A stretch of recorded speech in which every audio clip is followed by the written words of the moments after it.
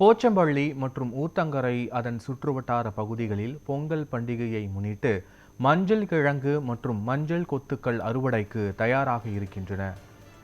இது குறித்தான முழுமையான விவரங்களோடு எமது செய்தியாளர் ரமேஷ் இணைப்பில் இருக்கிறார்.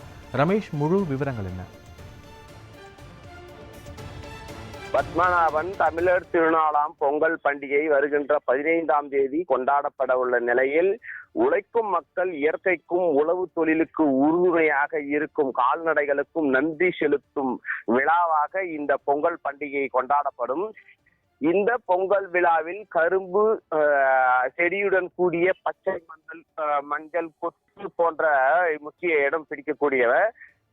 இதில் மங்கள பொருளாக விளங்கும் மஞ்சள் கிழங்கின் வாசனை வீடு முழுவதும் மனம் வீசும் வகையிலும் பொங்கல் பானையை அலங்கரிக்கவும் பூஜையில் வைத்து வழிபடவும் மஞ்சள் கொத்து செடிகள் பயன்படுத்திருக்காங்க.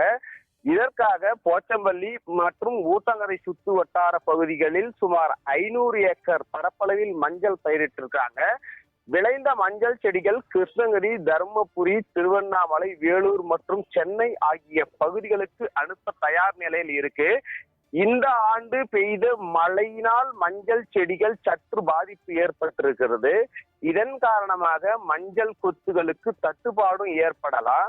எனவே கடந்த ஆண்டை காட்டிலும் இந்த ஆண்டு மஞ்சள் செடிகள் கொத்து சற்று விலை உயர்த்தி விற்பனை செய்தால் மட்டுமே மழையினால் ஏற்பட்ட இழப்புக்கு ஓரளவு ஈடுகட்ட முடியும் என விவசாயிகள் எதிர்பார்ப்பாக உள்ளது.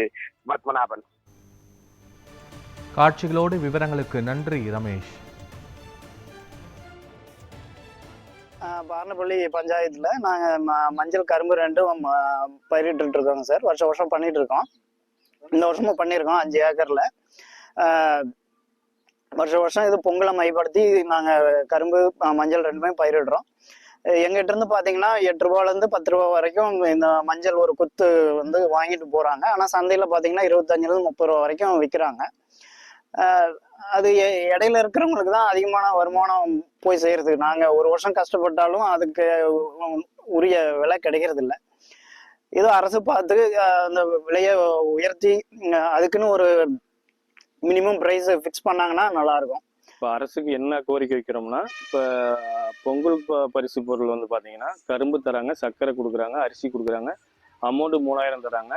மஞ்சளும் சேர்த்து கொடுத்தா மஞ்சள் விவசாயி பயனடைவாங்க. அரசுக்கு கேட்டுக்கொள்கிறோம்.